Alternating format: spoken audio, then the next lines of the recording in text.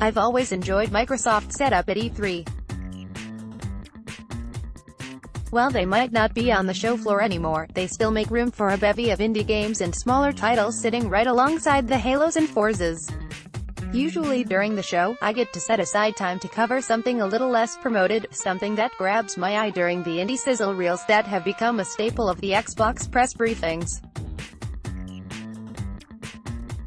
Last year it was this curiosity that led me to the Artful Escape, and at E3 2018 as I wandered through the numerous stations, my eyes finally settled on Ashen. I had actually wanted to play Ashen last year, but had been beaten to the punch. So in the interest of being original, I'll try to avoid repeating anything from last year's preview. That should be easy since as opposed to last year, when we were only able to see a piece of Ashen, this time Aurora 44 were basically letting us play the first hour of the game. My demo begins with character creation. There's not a ton of depth to this, just some familiar cosmetic changes you can make. After I've made my character, the game starts with an intro movie, talking about the cycles of worlds. In all fairness, paying attention to things like these movies can be tricky when you're on the E3 show floor, or in the Microsoft Theater, which was the case with this demo. Still, the gist is largely that the world is beginning anew and you'll have to help with its rebirth. Ashen is a dark and gloomy game. Its art style lends itself to the name, gray and washed out. It's an oppressive aesthetic, and registers a similar feeling to Dark Souls, but at least Dark Souls has splashes of color where Ashen feels like a watercolor painting that has been entirely done with the water you use to clean the brush, an empty gray that resembles the absence of life. There's a hollow feeling to the start of Ashen, and that feels intentional. The game has tasked you with bringing light and life into the world.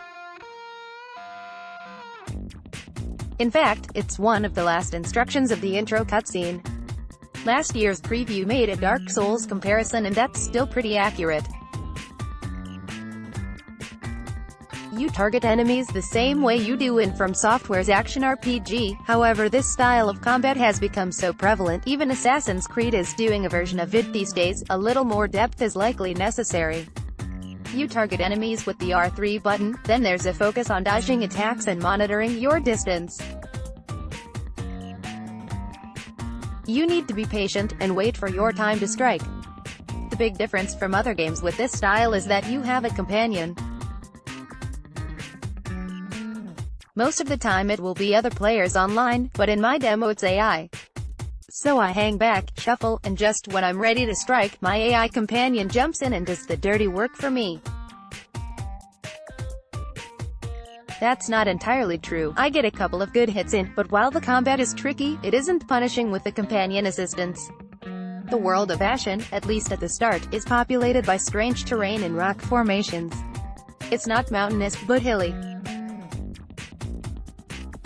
I wander through these rocks, ever heading toward the marker that is guiding my way forward. But this terrain is really designed to hide enemies. I have to proceed slowly because rushing into combat is a surefire way to end up dead. I'm taking my time, just wandering around the world. I find a secret cavern with health items, and it feels like this is how the game is meant to be played.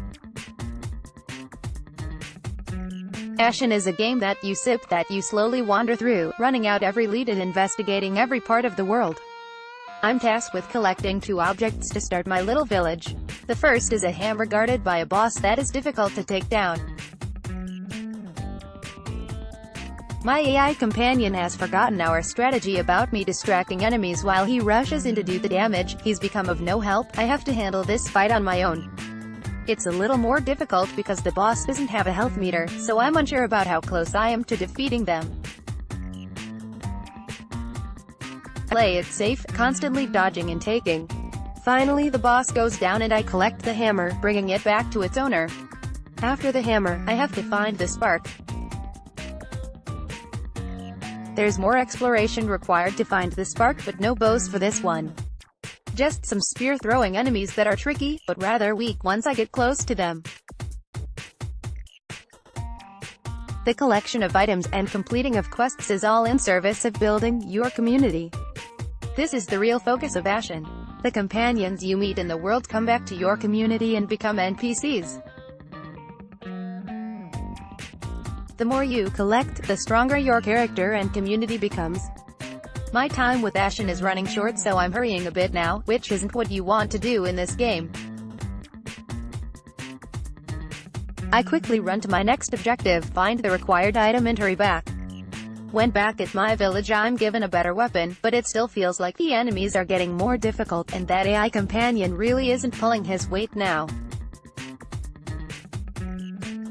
Health is becoming more scarce, and before I can get too much further, I am killed. Ashen was interesting. The game's focus on community building and interesting co-op combat makes it something that I'm keeping an eye on in 2018. I'm interested to see if Ashen manages to provide a deeper experience and avoids becoming repetitive, but that's something we'll only be able to tell when the game is out. Ashen is expected to arrive in 2018 on PC and Xbox One.